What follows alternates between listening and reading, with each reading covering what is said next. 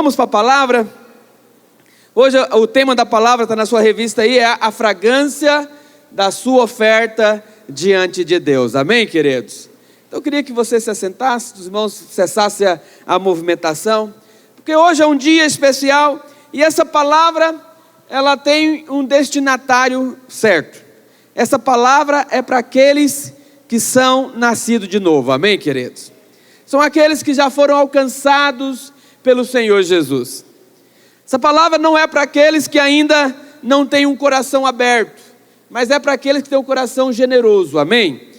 Lá em 2 Coríntios capítulo 9, pode passar para a Bíblia aí agora, irmão? Então, se o seu coração ainda não é generoso, essa palavra não é para você.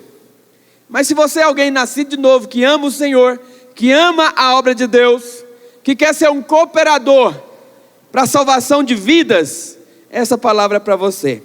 Mas você só deve ofertar quando você tem revelação, quando você entende que a sua prosperidade é para sustentar a obra de Deus. Então você deve fazer isso com alegria, porque a Bíblia diz que Deus ama quem dá com alegria. Projeta para mim aí, por favor, 2 Coríntios 9:7. Pode deixar lá na Bíblia agora, 2 Coríntios 9:7, pode tirar aí essa arte aí. 2 Coríntios capítulo 9, versículo 7, o que a Bíblia diz? O que a palavra de Deus diz?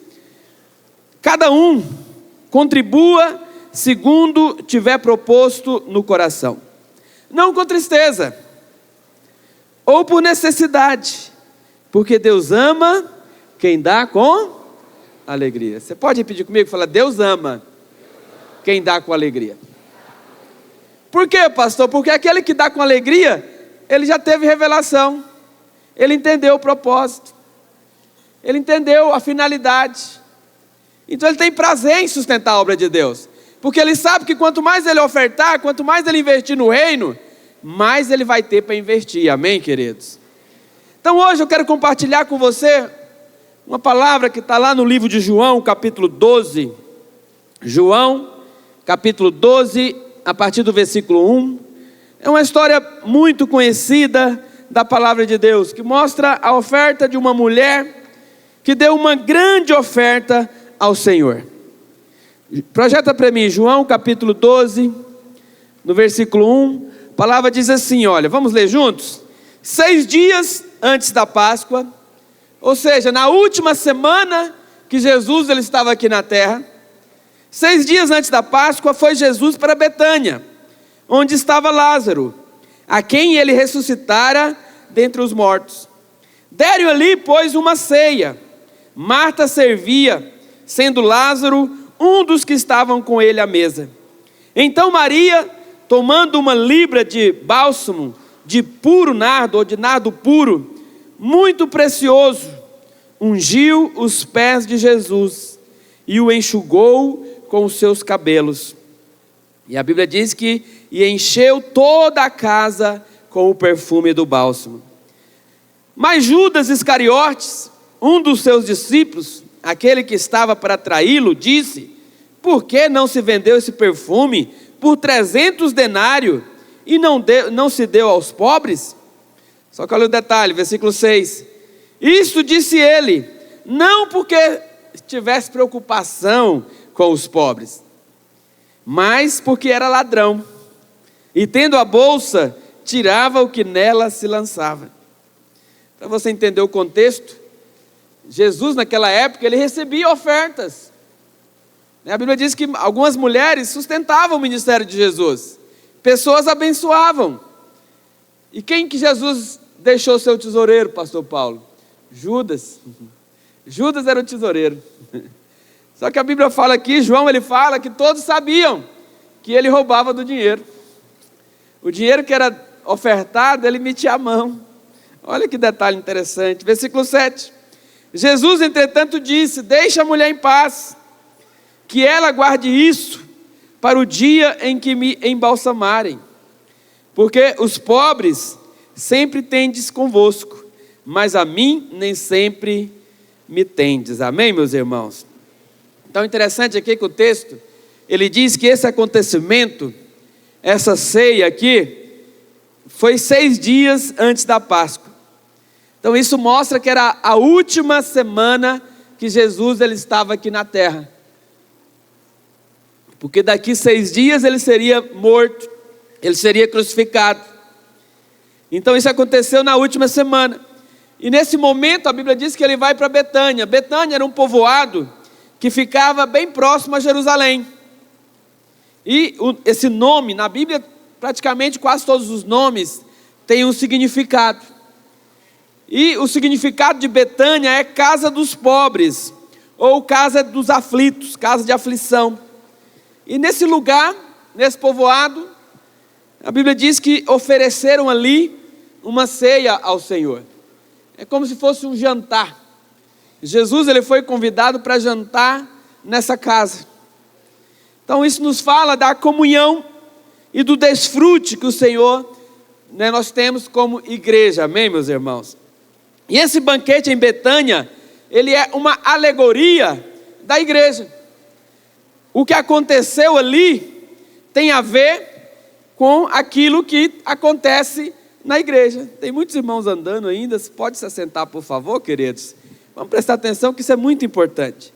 E o versículo 1 ele diz, 6 dias antes da Páscoa, ele foi para Betânia, lá naquele lugar estava Lázaro, a quem ele ressuscitara dos mortos, e ali foi servido um banquete, uma ceia. Porque hoje nós pensamos em ceia, a gente só pensa no pão e no vinho, não é verdade? Está vendo na nossa cabeça, quem já pegou a ceia aí? Vocês pegaram a ceia? Hoje vamos ter ceia. Mas naquela época, uma ceia, quando fala que foi servido uma ceia, na verdade foi servido um jantar. Esse era o costume. Então foi servido um jantar. E a Bíblia diz que Marta servia, sendo Lázaro um dos que estavam com ele à mesa. Olha que interessante. Então a primeira coisa que nós vemos aqui em Betânia é que Jesus estava presente na ceia. Amém, meus irmãos? Isso nos fala de um lugar de festa, de celebração, de desfrute, de comunhão dos irmãos. Então antes, o Senhor ele não tinha onde reclinar a cabeça. A Bíblia fala lá em Mateus capítulo 8, que ele diz que o Filho do Homem não tem onde reclinar a cabeça. Mas agora, no final, a Bíblia fala que ele tem um lugar de descanso e de comunhão. Aqui provavelmente essa casa era de amigos, de pessoas próximas, não era de estranhos. Então, isso mostra para nós que quando nós nos reunimos como igreja, como célula, o Senhor ele vem festejar conosco. Por isso que Mateus 18, a Bíblia fala que aonde estiverem 2 ou 3 reunidos, ali o Senhor está conosco. Ele gosta, ele ama essa comunhão. Mas só que nós precisamos estar reunidos no nome dele. Por isso que é importante nós pararmos na nossa casa também e fazermos nossa reunião doméstica ali, de quem sabe ler a Bíblia com os filhos, de orar juntos, separar um momento do nosso dia para falar das coisas do Senhor. Ou em outras palavras, reunirmos em nome dele. Porque quando nós fazemos isso, ele está no nosso meio. Amém, meus irmãos? Isso é algo precioso. Então você que participa de uma célula, você que é líder, lembra disso. Todas as vezes que você reúne ali na célula, tenha essa convicção, tenha essa percepção espiritual, que o Senhor ele está conosco, porque ele ama a comunhão. Amém, meus irmãos? E a Bíblia diz aqui que a ceia ela foi oferecida para Jesus em Betânia. Betânia é um lugar de pobreza, de pobres, é a casa da aflição. Mas isso nos mostra que muitas vezes, para aqueles que estão de fora, exteriormente, às vezes os cristãos são conhecidos como pessoas humildes, pessoas simples, pessoas que não têm prosperidade. Mas para Deus, nós somos o povo abençoado, um povo da comunhão, um povo onde há presença de Jesus no meio dele. Amém, meus irmãos? E a primeira pessoa que estava ali, que é mencionada no texto, era Lázaro. Lembra que aqui é um quadro da igreja. Então essa história, ela aponta, é um desenho de como é a igreja, aos olhos de Deus. E a primeira pessoa mencionada aqui é Lázaro. Ele tem um significado espiritual, porque qual que é a história de Lázaro? Lázaro é alguém que estava morto e foi ressuscitado. Bíblia diz lá em Efésios que todos nós também estávamos mortos em nossos delitos e pecados, mas Ele nos deu vida. Então Lázaro também, em certa forma, aponta para cada um de nós, que um dia estávamos mortos nos nossos pecados, mortos na escravidão do pecado, mas nós fomos também ressuscitados, amém? Nós somos novas criaturas, nós somos agora filhos de Deus, diga amém. Então esse é Lázaro, né? Todos nós como Lázaro estávamos mortos, mas Jesus nos deu vida. Hoje nós somos vivos, amém, queridos? Nós temos aqui um monte de novas criaturas que passaram pelo encontro no final de semana. Quantos testemunhos que você recebeu Jesus no seu coração? Algo diferente aconteceu naquele final de semana, amém, queridos? Porque você nasceu de novo. Então a igreja é um lugar daqueles que estavam mortos, mas hoje vivem, amém, queridos? Receberam vidas. Então Lázaro representa o novo nascimento, uma vida de ressurreição. Então, de certa forma, nós também somos Lázaros. Só que nós não estamos mais mortos. Hoje nós somos vivos, amém, queridos? É algo maravilhoso. Interessante que, se você continuar lendo no versículo 9 e 11, a Bíblia fala que muitos voltaram crendo em Jesus por causa do testemunho de Lázaro. Então muitas pessoas, eles iam até ali para ver Lázaro. Porque pensa comigo, alguém que morreu já estava enterrado. Uma coisa é estar morto lá na cama do hospital e de repente voltar a viver. Mas Lázaro já estava no cemitério. Então a Bíblia diz que já havia 4 dias. Então ele foi um milagre extraordinário. E as pessoas iam lá ver Lázaro. E muitos criam em Jesus depois que viam Lázaro. Então isso nos mostra que Lázaro também fala a respeito de nós testemunharmos o Evangelho. Muitas vezes, muitas pessoas que nos conheciam no passado, Deus, por causa da nossa história torta, e hoje nos vê transformados, elas glorificam a Deus. Até elas falam, quem te via, quem te vê, né? Como Deus é poderoso para mudar a história, amém? Você teve sua história transformada já? Glória a Deus por isso, queridos. Então isso fala também de evangelismo, né? Porque na igreja há aqueles que têm um testemunho para contar. Então você que foi no encontro, presta atenção em mim aqui. Talvez essa semana as pessoas vão falar para você, nossa, fulano ou fulana, você está estranho, você está diferente. Então essa vai ser a chave, vai ser a dica para você falar daquilo que Deus fez na sua vida no encontro. E vai convidar ele para a célula, vai convidar ele para a igreja. Amém, queridos? Porque eles percebem uma mudança na nossa vida, amém, queridos? Assim era Lázaro. Mas a Bíblia fala também que naquela casa, naquele banquete, tinha também um Simão, o leproso. É claro que nesse momento ele não estava mais leproso. Mas lá em Marcos capítulo 14, nós descobrimos que esse Simão, ele foi curado de lepra. Ele foi curado, e ele era chamado de Simão. Nós sabemos que a lepra na Bíblia, ela aponta para o pecado. Então pessoas leprosas na palavra de Deus, são pessoas que estavam no pecado. Então de certa forma, nós também um dia estivemos no pecado. Mas hoje nenhuma condenação, irmãos. A Bíblia fala que sobre a sua vida já não há nenhuma condenação. Porque o Espírito de vida te libertou da lei do pecado e da morte. Hoje você é lavado pelo sangue de Jesus, amém, queridos? Então como Lázaro, nós estávamos mortos, mas fomos ressuscitados. Mas como Simão, nós éramos leprosos, lavados, agora nós somos purificados. Agora você é um filho de Deus, lavado, remido. Hoje, nós, ao tomarmos a ceia, nós estamos declarando isso. O cálice aponta para o sangue que foi derramado na cruz para nos purificar de todo o pecado. Hoje você está debaixo do sangue do Cordeiro. Amém, meus irmãos? Então, de certa forma, nós somos um tipo de Simão também, purificado, amém, meus irmãos? Porque quando a morte ela é vencida na cruz, quando o sangue é derramado sobre nós, o pecado ele é removido. Por isso que a Bíblia fala que quando João Batista ele bateu o olho em Jesus, ele diz, eis o Cordeiro de Deus, que tira o pecado do mundo. Porque o sangue do Cordeiro foi derramado na cruz, para nos purificar, para nos libertar, amém, meus irmãos? Então estava ali, lembra que nós estamos falando aqui do quadro da igreja. Então estava Lázaro, aquele que morreu e ressuscitou, mas estava ali também Simão, o leproso, que foi purificado, mas a Bíblia diz que também estava ali presente Marta. E a Bíblia diz que Marta, ela servia. Então Marta aponta para aqueles irmãos que servem. A igreja, nós temos pessoas que servem, amém? E a vontade de Deus é que cada um de nós possa ser um servo útil ao Senhor. Então nós temos muitas coisas para fazer na igreja, para servir a igreja. Acredite, você foi chamado não só para ser um lustrador de banco. Pastor, o que é um lustrador de banco?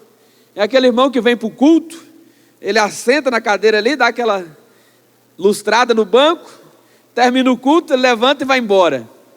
Não, você não foi chamado para ser um limpador de banco, amém? Você foi chamado servos, Senhor. E na igreja nós também somos servos. Na igreja precisa de servos. E essa semana, como eu disse, nós vamos servir. Eu preciso de você. Se você tem condição, se você não estiver trabalhando sexta-feira de manhã, me procure que nós temos serviço para você. É importante o serviço, amém? Acredite, para nós estarmos aqui hoje, muitos irmãos estão servindo aqui hoje.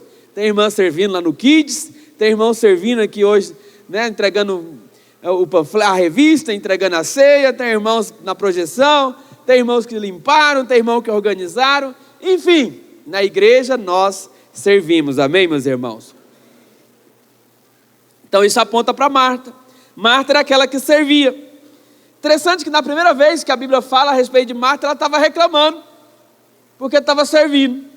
Porque Maria, a sua irmã, estava adorando o Senhor, estava ouvindo o Senhor, e ela ficou indignada e ela reclamou. Mas aqui não fala mais que ela reclamou, porque acho que ela entendeu que na obra de Deus também precisa servir. Então, servos, não reclamem quando servem, porque nós somos úteis para Deus também servindo, amém? Estamos na edificação. Então Marta, ela aponta para o serviço. Então não pense que ela é menos importante do que Lázaro, que ela é menos importante do que Simão. Não, cada um tem sua função, cada um tem seu papel. Nós somos o corpo de Cristo, amém? E a Bíblia diz que esse corpo ele é formado por muitos membros. Nós vemos isso lá no encontro.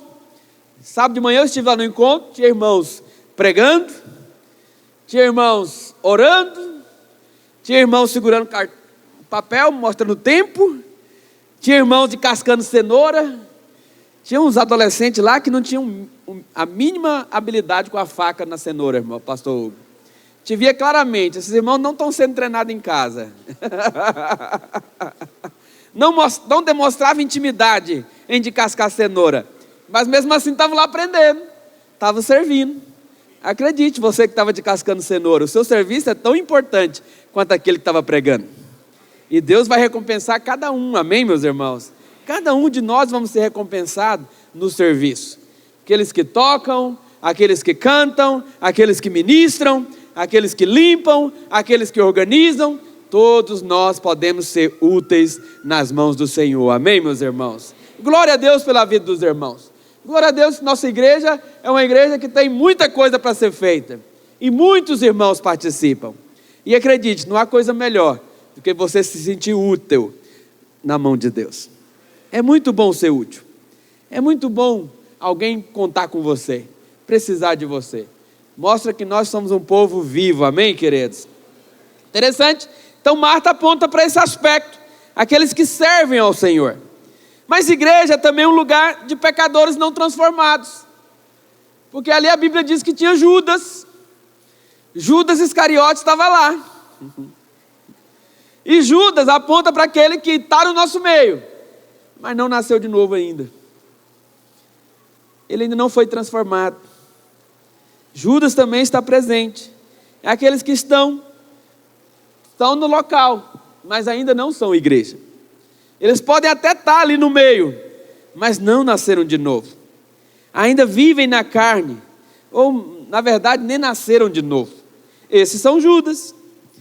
Tais pessoas, eles amam mais o dinheiro do que a Deus. Maria é aquela, aponta para aquela que ama o Senhor. Nós tínhamos Maria ali também. Maria representa aqueles irmãos que amam o Senhor e que dão tudo para o Senhor, que o coração ela é aberto às coisas de Deus. Mas tinha Judas é aquele que reclama. Judas é aquele que nos fala que nós somos exagerados, que a igreja fala muito de dinheiro. Judas é aquele que na hora da oferta fala: eu não vou dar dinheiro para pastor, eu não vou dar carro para pastor. Esse é o Judas. é aquele que critica. Enfim, esse é o retrato da igreja. Agora deixa eu te perguntar, mas é uma pergunta retórica, ou seja, não responda. Com qual você se parece mais? Com Simão? O leproso que foi curado? Lázaro, aquele que foi ressuscitado? Se parece mais com Marta, aquela que serve? Ou talvez se parece com Judas? Misericórdia, né? Alguém certa vez me falou, né? Esse foi meu discipulador, muito tempo atrás. Falou, não se preocupa, você não tem que se preocupar com Judas, só toma um cuidado, para você não ser ele. Só não seja o Judas. Mas Judas está no nosso meio, infelizmente. Mas acredite, hoje estou falando de nosso personagem da nossa palavra hoje é Maria. Maria foi aquela que ofertou ao Senhor. Então o próximo tópico aí na sua revista é: não dê ao Senhor algo que não lhe custe nada. Porque no versículo 3 de João 12, versículo 3, entra em cena aqui a nossa personagem principal. Então Maria, tomando uma libra de bálsamo de nardo puro, muito precioso, ungiu os pés de Jesus e os enxugou com os seus cabelos. E a Bíblia fala que a casa toda ficou cheia do perfume daquela oferta, do bálsamo. Bálsamo é uma especiaria muito preciosa, muito cheirosa, só que era caro. Judas, ele já avaliou ali, ele falou, olha, esse perfume custa 300 denários. Não sei se você sabe, mas um denário equivalia a um dia de trabalho. Então um denário era um dia de serviço, uma diária. Só que ele diz que o valor, então era alguém apegado ao dinheiro, ele sabia, contador, ele sabia fazer as contas, avaliou ali, 300 dias de serviço, quase um ano de salário. Se fosse um salário mínimo, não sei se você sabe, mas o salário mínimo por dia equivale mais ou menos R$50. Se fosse do salário mínimo, essa oferta daria mais ou menos ali R$15.000. Só que tanto eu quanto você sabe que diarista nenhuma faz diária por R$50. Vamos pegar aí 2 diaristas que são mais comuns. Aquelas pessoas que limpam casa. Quantos que cobra aí? Em média? Quantos? 210. Dependendo do tamanho da casa, o que for fazer é um 250. Vamos pegar outro diarista, servente de pedreiro. Normalmente cobra também por diária. Quantos que é a diária de um servente aí? Quem temos aqui no nosso meio que sabe? Quantos? 120, mais ou menos. Então vamos pegar a diarista aqui. Como era uma mulher aqui, vamos pegar a diarista. Vamos arredondar para facilitar a conta aqui. R$200. Lá em casa eu pago R$200. R$200 vezes 300. Pega o seu celular aí. Faz a conta. 60 pilhas. Então aquele perfume, na avaliação de Judas, custava R$60.000. Então o valor da oferta dela equivalia a R$60.000. Então foi uma oferta relevante. Mas lembra que eles estavam em Betânia. E Betânia fala que é a casa dos pobres. Então provavelmente Maria não era alguém rico, pelo contrário, era alguém pobre. Então o que significa? Que ela juntou aquela oferta durante muito tempo. Ela passou muito tempo juntando aquele perfume, fazendo como alguns de nós fazemos, poupança. Estava colocando na poupança, muito tempo.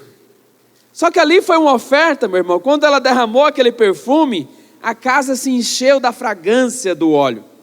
Tudo que você faz para o Senhor não vai ficar oculto. Deus recebe a oferta. E essa oferta vai se tornar relevante, vai se tornar conhecida. Amém, meus irmãos? Porque a glória de Deus se manifesta sobre aquela oferta que é dada com o coração correto. Então não dê para o Senhor aquilo que você não quer dar. Não dê para o Senhor aquilo que não te custa nada. Mas dê uma oferta que tenha valor para você. Porque quando você dá uma oferta que tem valor para você, Deus recebe. E isso vira fragrância diante do Senhor. Então ore ao Senhor. Daqui a pouco nós vamos tirar uma oferta. Como eu falei, não tem um valor específico ou estipulado, mas você pode hoje fazer uma oferta ao Senhor para abençoar a obra de Deus. Maria, ela fez isso. Ela deu uma oferta. E quando ela ofertou, o Senhor recebeu. Essa oferta correspondia aí, né, talvez fosse nos dias de hoje, aproximadamente aí 60 mil reais. Era muito dinheiro, porque ela era pobre. Ela não tinha esse dinheiro. Então ela deve ter juntado com muito tempo. Mas a Bíblia diz aqui que no decorrer da história, né, essa oferta ela foi recebida diante de Deus. Judas repreendeu. Judas criticou. Poderia pegar isso e dar para os pobres. A igreja, para que comprar LED, pastor André? Gastando 150 mil no LED, já ouvi isso. Podia ter dado para os pobres. Como eu te falo, o Judas está sempre no nosso meio. E ele não muda. E parece que o argumento dele é até honesto, né? Um argumento difícil de refutar. Peraí. Ele tem razão. Mas acredite, não é porque ele tem razão que ele está certo diante de Deus. Ele não está preocupado com os pobres, porque ele mesmo não dá para os pobres, mas é o coração de Judas. Interessante que a Bíblia fala que a oferta de Maria equivalia a 300 moedas, 300 denários. E Judas traiu Jesus por 30 moedas, 10%. Mas o André julgou que Jesus valia muito. Mas Judas, pastor André, julgou que Jesus valia pouco. Porque 30 moedas era o preço que se comprava, pastor Hugo, um escravo naquela época. Então não tinha grande valor. Para você ver, aqueles que são nascidos de novo, aqueles que têm revelação, eles entendem que a oferta vale muito diante de Deus. Mas aqueles que não nasceram de novo, não tem valor, não é importante. Interessante que, quem é Maria? Né? Há muitas teorias, né? Há muitas discussões de quem de fato era essa Maria. No decorrer da história da igreja, muitos teólogos já se dispuseram a revelar quem que era essa mulher, mas não tem aquela que alguns defendem que essa Maria era a mesma Maria lá de Lucas 7, aquela que era mencionada ali, uma grande pecadora. Mas lá no texto de Mateus 26, versículo 6, nós descobrimos, né, que a casa onde esse evento aconteceu era a casa de Simão, o leproso. Lucas 7. E alguns estudiosos acreditam que se trata do mesmo Simão mencionado lá em Lucas 7,36. Né, porque a circunstância ali é a mesma coisa. Então, possivelmente, esse Simão, ele convidou Jesus para jantar na sua casa, numa forma de agradecê-lo por ter curado de lepra. Isso, porque a Bíblia não dá. Aqui não dá para afirmar, mas nós podemos imaginar isso, porque a Bíblia não deixa isso claro. É interessante pensar que esse Simão, o leproso, talvez fosse o esposo de Marta. Então alguns defendem essa tese, que ele poderia ser o esposo de Marta. E aquela pecadora que ungiu os pés do Senhor, possivelmente era Maria. Porque na primeira vez que ela fez isso, a Bíblia fala que esse fariseu aqui, ele reclamou. Ele pensou consigo, se Jesus fosse realmente profeta, ele saberia que essa mulher era pecadora. E o que Jesus falou para ele? Jesus contou uma parábola para ele. Ele falou: Simão, Simão, quando eu entrei na tua casa, você nem lavou meus pés, como é o costume. Mas essa mulher está lavando meus pés com as lágrimas, secando com o cabelo. E ele contou a parábola para ele: olha, teve uma certa pessoa, devia R$1.000. E tinha outro que devia 1 milhão. E nenhum tinha condição de pagar. Então, aquele que era o credor resolveu perdoar a dívida. Aí o Senhor pergunta para ele: a quem ele perdoou mais? Aí Simão, que era esperto, falou: olha, com certeza ele perdoou mais do que devia 1 milhão. Aí o Senhor falou: bem disseste, mas essa mulher, ela deu a oferta porque ela muito ama. E ela foi perdoada porque ela é muito amada. Amém, meus irmãos? Então, se Maria é essa mesma pecadora que ungiu os pés de Jesus, nós podemos deduzir então que ela era prostituta. A Bíblia também não diz que ela era prostituta, mas fala que ela era muito pecadora. E quando a Bíblia diz que alguém é muito pecador, provavelmente para os padrões daquela época eram pecados nessa área sexual. Então provavelmente ela era uma prostituta. E se ela era uma prostituta, aí piora mais ainda, porque esse dinheiro da oferta Ela ganhou como, pastor André? Não pensa não. Era um dinheiro imundo, um dinheiro sujo. Mas também, isso aponta que era o dinheiro da sua própria vida, da sua vida de trabalho. Prostituta, a gente pensa que prostituta muitas vezes é aquelas pessoas que têm prazer no sexo, mas não é verdade. Prostituta, na verdade, não tem prazer nenhum. Cada vez que ela se deita com alguém, vai perdendo a sua humanidade, vai perdendo a sua essência, vai se transformando num objeto que as pessoas têm nojo. Então a vida dela toda era resolvida nisso, mas a Bíblia fala que ela foi perdoada. Ela foi perdoada pelo Senhor. E porque ela foi muito perdoada, ela poderia fazer agora uma oferta que custava muito, mas para ela não era nada, porque era para o Senhor, que muito a perdoou. Amém, meus irmãos? Só que tem um detalhe, irmãos, quando nós ofertamos ao Senhor, a verdadeira oferta, João produzir desconforto no Judas, nos carnais. Lá no João 12, 4, o que a Bíblia diz lá no versículo 4 de João 12? João 12, 4 diz assim, olha: mas Judas Iscariotes, um dos seus discípulos, que estava para traí-lo, disse: por que não se vendeu este perfume por 300 denários e não se deu aos pobres? Isto disse ele, não porque tivesse preocupado ou quisesse cuidar dos pobres, mas ele dizia isso porque era ladrão, e ele roubava o dinheiro que estava na bolsa. Judas, ele sempre vai se irritar com a oferta de Maria, ele vai criticar você. Eu já vi pessoas que às vezes eles dão o dízimo e ficam com vergonha de dar o dízimo porque recebem crítica. Não fique com vergonha, não tenha vergonha de ofertar, não tenha vergonha de ser um dizimista, pelo contrário, louve a Deus por isso, amém, meus irmãos? Porque sempre vai ter aqueles que vão criticar, sempre vão ter aqueles que vão achar um desperdício. Judas é esse homem avarento, que é amargo, então ele estava ali, entre aspas, preocupado com os pobres, mas a Bíblia deixa isso bem claro, que ele não tinha preocupação com os pobres. Do ponto de vista de uma pessoa, como ele, era que isso era um desperdício. Talvez você pense nisso também, é um desperdício ofertar, é um desperdício sustentar a obra. Mas se você é nascido de novo, meu irmão, se você é perdoado, entenda isso como um privilégio. É um privilégio poder servir a Deus com nossos recursos, amém, meus irmãos? Então Judas, ele tinha uma justificativa aparentemente razoável, só que não era verdadeira. Ele falou, por que não se dá aos pobres? Só que ele falou isso porque ele era ladrão, diz a Bíblia. Porque ele queria o dinheiro não para os pobres, mas ele queria para si. Ele queria era para ele, na verdade. Então aqueles que não têm um coração para o Senhor, eles sempre acham um desperdício ofertar na igreja. É uma perda de tempo.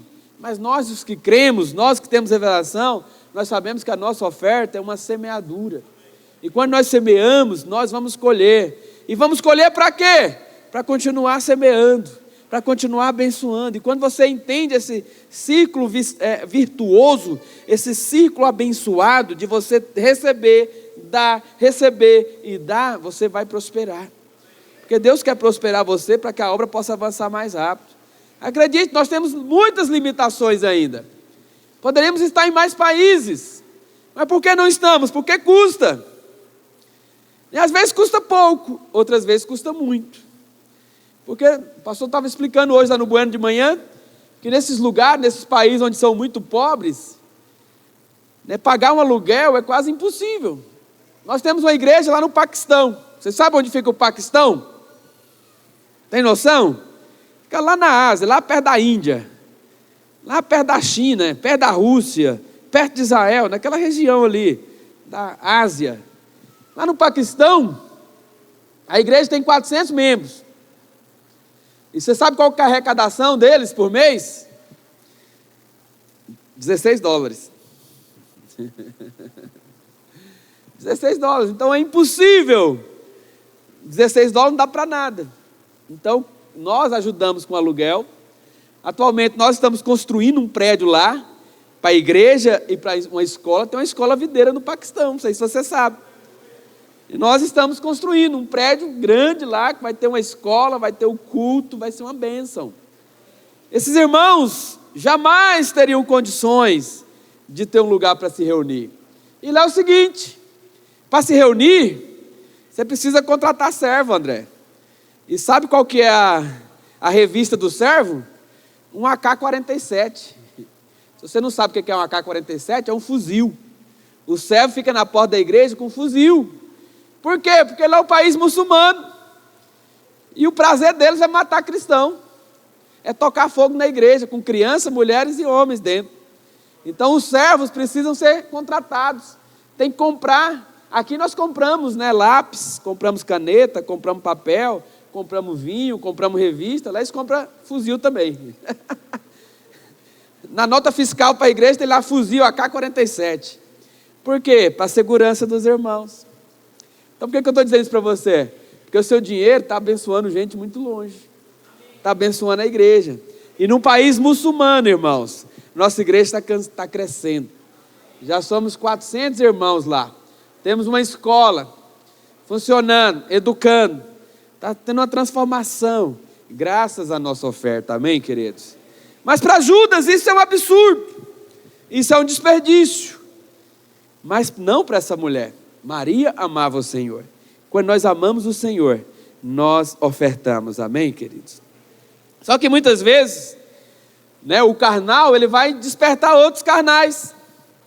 A atitude carnal, a atitude da crítica, muitas vezes, ela vai contaminar outros. Então você tem que tomar cuidado quem que você ouve. Porque a Bíblia diz lá em Mateus 26, que está falando da mesma passagem, que lá não foi só Judas que reclamou. Lá os discípulos também reclamaram. Vamos ler lá? Mateus 26, versículo 6. Projeta para mim, por favor. O que diz? Ora, estando Jesus em Betânia, em casa de Simão o leproso, aproximou-se dele uma mulher, aqui não falou o nome dela, mas lá em João falou que era Maria, trazendo um vaso de alabastro cheio de precioso bálsamo, que ele derramou sobre a cabeça. E estando ele à mesa, vendo isto, indignaram-se os discípulos e disseram: para que esse desperdício? Lá em João nós vemos que o primeiro a falar foi Judas. Judas foi o primeiro que levantou a lebre, o primeiro a reclamar. Só que os outros também ficaram contaminados. Os outros também se indignaram. Olha que coisa interessante. Então muitas vezes tem aqueles que nos levam, que roubam a nossa fé. Tem aqueles irmãos que nos fazem ter mais fé. É muito bom quando você tem pessoas que levantam a sua fé, não é verdade? Às vezes tem dia que você está mal, você está ruim, mas você encontra com o irmão, rapidamente aquele irmão levanta para cima. É bom ter pessoas assim, sim ou não? É muito bom. Mas acredite, tem aqueles que são especialistas em jogar você para baixo. Tem aqueles que ao ver você ofertar, ao ver você entregar o dízimo, eles criticam. Eles esmurecem você. Eles começam a contaminar para você não ofertar. Aqui os próprios discípulos ficaram também, acharam que era um desperdício. Olha que coisa interessante, né? Isso mostra o coração deles. Para que esse desperdício? Essa foi a palavra de Judas. Para que esse desperdício? Então não é de se admirar, né, que Judas, ele considerava ali um desperdício aquela oferta de 300 denários. Mas como eu te falei, ele traiu Jesus por 30 moedas. 10% daquela oferta. 10% da oferta dele foi para o mal, foi para trair Jesus. Então o diabo, ele continua soprando na mente de muitas pessoas que tudo aquilo que nós fazemos quando nós ofertamos é um desperdício. Quero desafiar você a mudar seu coração, meu irmão. Infelizmente na nossa igreja nós temos muitas pessoas que ainda não têm esse hábito de ofertar, ainda não são dizimistas, talvez porque você está ouvindo o diabo na sua mente. Mas hoje eu quero desafiar você, ora sobre isso. Deixa o Espírito Santo falar com você sobre isso. Porque às vezes o pastor falando, você pensa que é o diabo falando. Não acredite, o diabo nunca vai falar para você ofertar. Pelo contrário, vai falar para você não ofertar. Vai falar para você não dizimar. Porque vai faltar, vai fazer falta. Se você der, você vai passar necessidade. Mas é mentira. É fake news. A verdade de Deus é que quando você dá, você vai ter, vai sobrar, vai multiplicar, vai sobejar na sua vida. Amém, meus irmãos? Essa é a promessa de Deus. E acredite, você honra a Deus a sua prosperidade. Deus não ganha nada com a sua pobreza. Interessante que a Bíblia diz que, aqui no texto, que os pobres sempre nós vamos ter conosco. Mas a promessa de Deus para nós como igreja tanto lá no Velho quanto no Novo, é que nós não seríamos pobres, que nós teríamos para dar e não para pegar emprestado.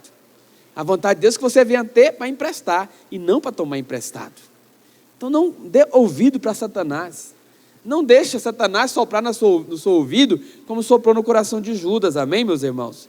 Porque a oferta de Marias, ela fez Judas perceber, né, o valor que ele atribuía a Jesus, que era nada. Ele atribuiu apenas 30 moedas, que era nada, que era o preço de um escravo lá no Velho Testamento. Então, nesses dias, nós estamos ofertando para ganhar vidas. Quando você oferta, e a bem da verdade que o seu dízimo, a sua oferta normal aqui no dia a dia, ela é usada para ganhar vidas. Porque no encontro, nós tivemos 14 encontros. Acredite, o que nós arrecadamos com a inscrição do servo e do encontrista, ele banca mais ou menos a metade do encontro. A outra metade é patrocinada com o seu dízimo e com a sua oferta.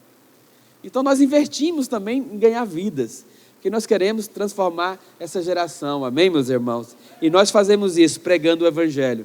Mas acredite, a pregação do Evangelho custa dinheiro. Custa. E Deus quer prosperar você, para que você seja um patrocinador dessa obra. Mas acredite, não vai faltar recurso. Não vai faltar recurso. Tem 2000 anos de igreja, e a igreja está crescendo a cada vez mais. E a igreja passou por muitas coisas. Perseguição, guerras, pandemias, destruição, mas nunca parou. Nunca deixou de crescer. Ela vai continuar avançando. Deus sempre vai levantar pessoas para investir na igreja, para patrocinar o reino. Agora a questão é, você quer fazer parte? Você quer ser um investidor? Ele quer usar você. Ele quer prosperar você. Só que se você tiver o coração de Judas, você vai criticar e não vai ofertar. Mas Deus vai levantar outro. E seu vizinho vai prosperar e você não. É muito ruim isso, quando você vê o irmão do seu lado prosperando e você ficando para trás. A vontade de Deus é prosperar todos nós, amém, meus irmãos? Para que nós possamos continuar avançando. Por quê, pastor? Porque tudo aquilo que nós damos ao Senhor, meu irmão, nunca é esquecido. A sua oferta não é esquecida diante de Deus. Interessante que lá em Mateus, versículo 13, Mateus 26, versículo 13, Jesus, ele repreendeu os discípulos ali e falou para eles, olha, em verdade vos digo, onde for pregado em todo o mundo este evangelho, será também contado o que essa mulher fez para a sua memória. Depois de 2000 anos, nós estamos aqui lembrando da oferta dela. 2000 anos se passaram, e essa oferta ainda fala diante de Deus, porque ela fez com o coração aberto. Ela muito amava o Senhor, amém, meus irmãos? Não é maravilhoso isso? Quando nós fazemos para Deus, a nossa oferta nunca é esquecida. Aquilo que está em suas mãos é temporal, é passageiro, mas quando você coloca nas mãos do Senhor, se torna eterno. Aqui foi uma oferta, mas não foi uma oferta qualquer. Foi uma oferta que ela deu tudo que ela tinha. Uma oferta que custou muito para ela, mas isso passou na história. 2000 anos depois, essa oferta ainda é testemunhada aqui hoje para nós, de alguém que fez para Deus, amém, meus irmãos? Interessante que anos atrás teve uma seca lá em Israel, e o mar da Galileia lá, ele abaixou muito, e eles descobriram lá um barquinho que era da época de Jesus. Fizeram lá os testes no carbono 14, e eles identificaram que aquele barco, ele era do tempo de Jesus, tinha mais ou menos 2000 anos, e hoje tem um museu lá, na beira do lago tem um museu, onde está esse barco, e eles deram o nome para esse barco, e eles deram o nome, o barco de Pedro. E por que eles deram o nome de barco de Pedro? Porque no Evangelho conta que certa feita, Pedro, ele ofertou o seu barco para Jesus poder pregar. Interessante que lá tinha outros discípulos que também eram pescadores, mas a Bíblia faz questão de dizer que Pedro, ele emprestou o barco, ele ofertou o barco para Jesus pregar.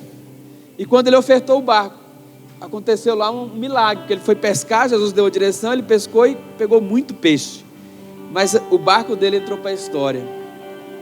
Entrou para a história. Por quê? Porque Pedro também ofertou. Amém, meus irmãos?